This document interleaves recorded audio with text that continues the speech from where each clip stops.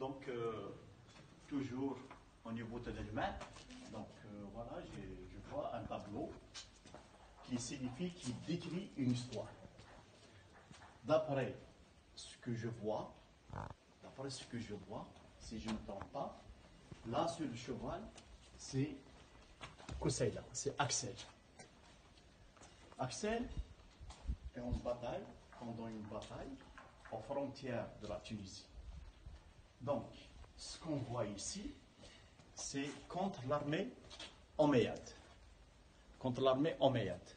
Donc, le jour où le chef omeyyade, envoyé par Abu Muawiyah, où il a établi la mosquée à Qayrawan en 669 par Uqba ibn Nafi'. Donc, Uqba ibn Nafi', lorsqu'il avait franchi les frontières algéro-tunisiennes, il s'est confronté à une armée des Djarawa et des Orava.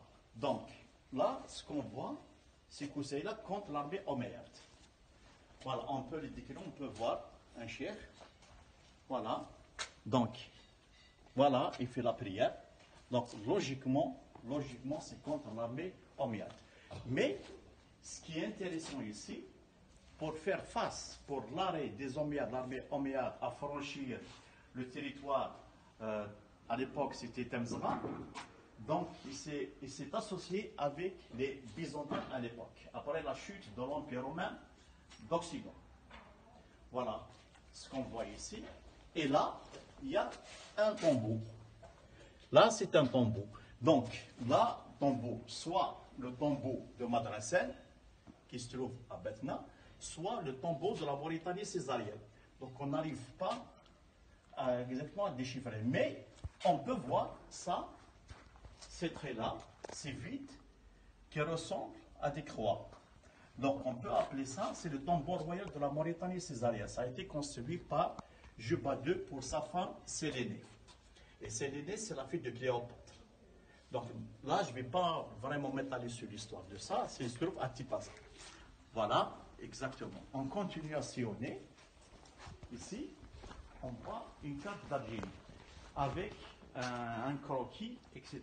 Donc, si je pars au sud de l'Algérie, donc là, on peut diviser la carte géographique en trois.